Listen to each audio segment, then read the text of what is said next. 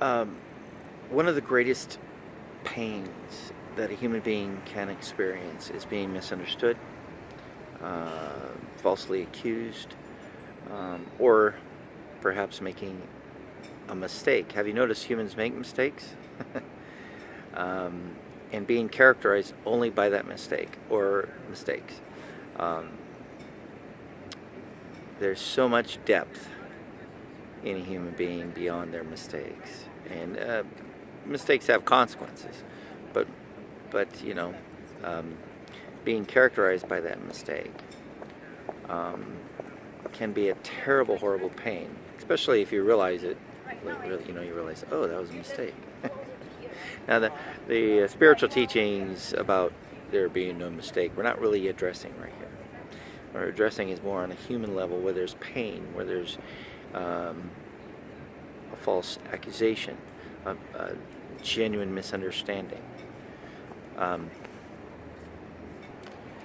what we can do in that case is have compassion toward the false accuser, toward the one or two or whoever is misunderstanding, toward the ones that have acted as the judge and jury over a few things that have occurred. Compassion. First of all, there's a couple of things going on. So those couple things, will go to the first of all. And it's oftentimes about wounds that the person or people have suffered themselves. So they have been wounded in life. And so they are operating out of that wound and out of a need for self-preservation. And sometimes there's nothing wrong with that. It's not really our place to judge that. Okay, you know, it's a pain. It's painful. You want them to know the truth, or that person to know the truth, but there's no control. You have no control over that. The other thing is beliefs, where there's just a need for a belief, or to believe a certain way, for a sense of security, sense of well-being. And so just remember that in those painful moments, if you've ever experienced that, this pain of a false accusation that comes forward, where you genuinely just no, that's not what's happening. Just know it's on them. It's not on you. If you're a human being and you make a mistake and you recognize it, I mean something that is harmful or hurtful to yourself or to another, you don't want to continue in that, and so you stop.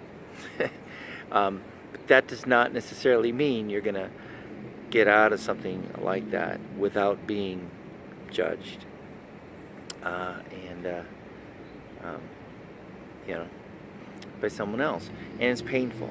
It's horribly painful. But if you can start in the place of compassion and really get into a place where you know that you're on solid ground, you get clear about where you stand, and let it be their issue or that person's issue, and get whatever distance you need from that person or that issue that you need to make sure you understand exactly where you're at on the issue.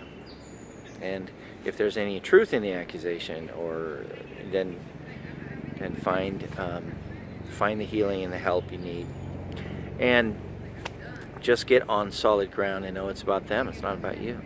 In the end, it's really not about you. What's about you is what is about you. But you don't need to make what is about them about you.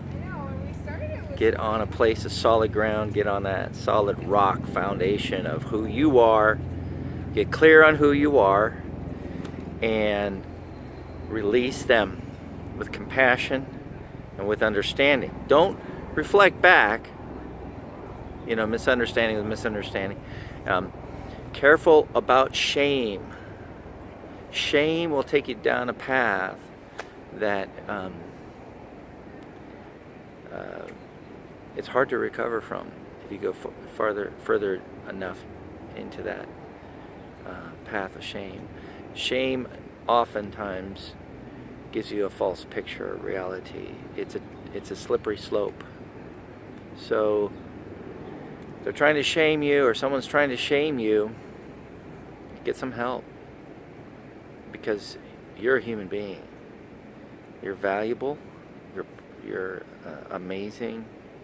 You've got beautiful potential, and don't let anyone make you feel ashamed. And just know that that whatever mistakes or errors or harm that you may have done or may haven't done, just get clear on that, get on solid ground, and just continue to love. Just continue to be the love that you are, and have compassion for yourself and for others, and get whatever distance you need from negativity, and continue to grow, continue to love, and continue to become all that you are in the beautifulness of who you are. And you'll make it. You'll make it past the accusation or the misunderstanding or the attacks. You'll make it.